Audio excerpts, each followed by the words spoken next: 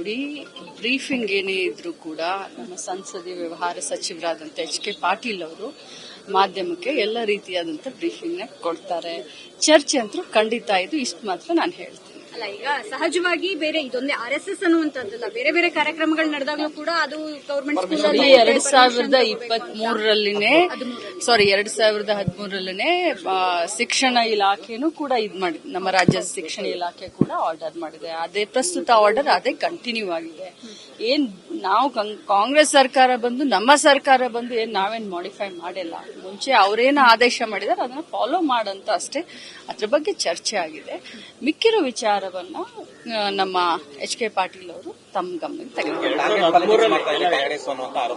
ನಮಗೆ ಅನಿವಾರ್ಯತೆ ಇಲ್ಲ. ಬಟ್ ಒಂದೇ ಮಾತನ್ನ ಹೇಳಲಿಕ್ಕೆ ಬಯಸ್ತೇನೆ, ಒಂದೇ ಸಂಘಟನೆ ಅಂತ ಹೇಳ್ತಲ್ಲ, ಎಲ್ಲಾ ಸಂಘಟನೆ. ನಾನು RSS ಬಗ್ಗೆ ಮಾತನಾಡ್ತಾ ಇಲ್ಲ, ಮಾತನಾಡೋದಿಲ್ಲ. ಬರೀ ಅದು ಒಂದೇ ಅಲ್ಲ, ಬೇರೆ ಯಾವುದೇ ಸಂಘಟನೆಗಳು ಸ್ಕೂಲ್ ಪ್ರಿಮೈಸಸ್ ಆಗಲಿ, ಕಾಲೇಜ್ ಆಗಲಿ, ಅಥವಾ ಯಾವುದೇ ಒಂದು ಸಾರ್ವಜನಿಕ ಸ್ಥಳಗಳಾಗಲಿ, ಅಥವಾ ಅರೆ ಸರ್ಕಾರಿ ಆಗಲಿ, ಸರ್ಕಾರಿ ಸ್ಥಳಗಳಲ್ಲಿ ಮಾಡಿದ್ರೆ ಅದರ ಏನೇನ್ ಕಾನ್ಸಿಕ್ವೆನ್ಸಸ್ ಏನೇನಾಗುತ್ತೆ ಅನ್ನೋದನ್ನೆಲ್ಲ ಗಮನದಲ್ಲಿ ಇಟ್ಕೊಳ್ಳಿ. 2013 ಆದೇಶ ಆಗಿದ್ರು ಕೂಡ ಇಂಪ್ಲಿಮೆಂಟೇಷನ್ ಆಗಿರಲಿಲ್ಲ. ಆದೇಶ ನಿರಂತರ ನಡ್ಕೊಂಡು ಬಂದಿದೆ. ಅದಕ್ಕೆ ಎಲ್ಲಾದ್ರೂ ಒಂದ್ ಕಡೆ ಕಡಿವಾಣ ಆಗುತ್ತೆ.